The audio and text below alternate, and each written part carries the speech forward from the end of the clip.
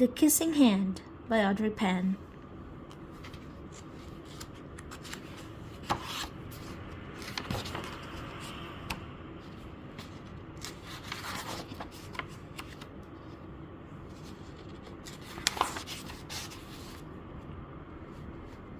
Chester Raccoon stood at the edge of the forest and cried.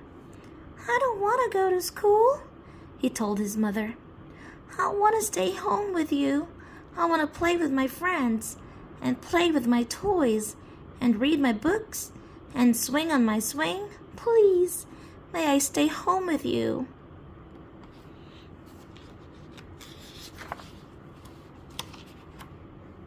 Mrs. Raccoon took Chester by the hand and nuzzled him on the ear. "Sometimes we all have to do things we don't want to do," she told him gently.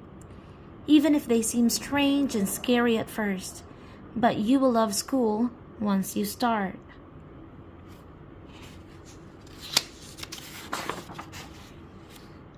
You'll make new friends and play with new toys, read new books, and swing on new swings.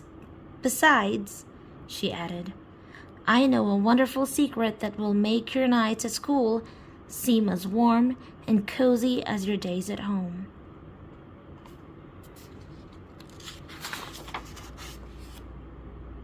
Chester wiped away his tears and looked interested.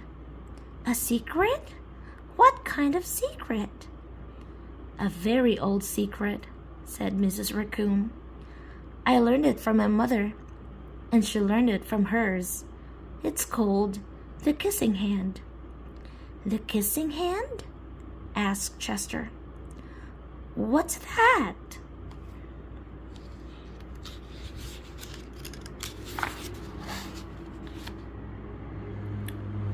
"I'll show you."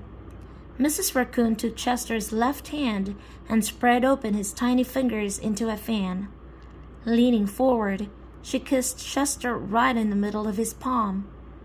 Chester felt his mother's kiss rush from his hand, up to his arm and into his heart.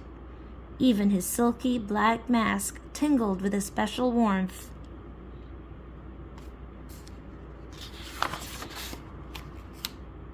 Mrs. Raccoon smiled. "Now," she told Chester, "whenever you feel lonely and need a little loving from home, just press your hand to your cheek and think, 'Mommy loves you, Mommy loves you.' And that very kiss will jump to your face and fill you with toasty, warm thoughts."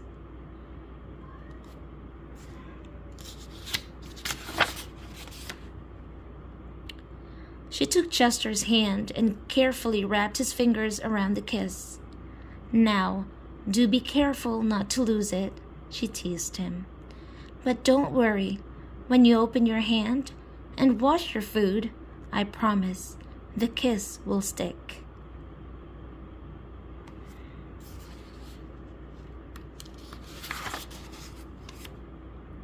Chester loved his kissing hand.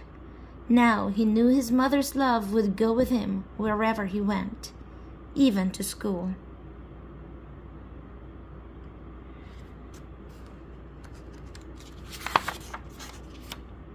That night, Chester stood in front of his school and looked thoughtful. Suddenly, he turned to his mother and grinned. "Give me your hand," he told her.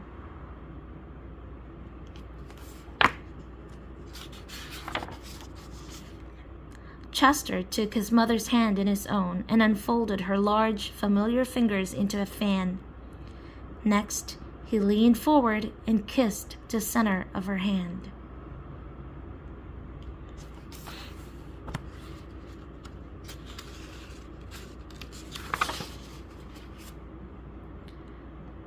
"Now you have a kissing hand too," he told her, and with a gentle "goodbye" and "I love you," Chester turned and danced away.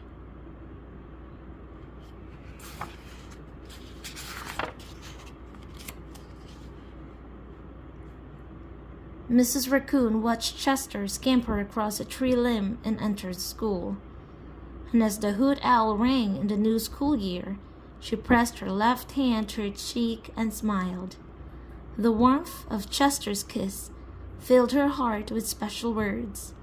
"Chester loves you," it sang. "Chester loves you."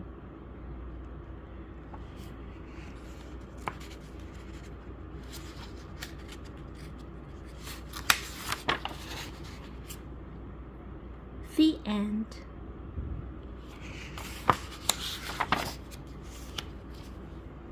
I love you.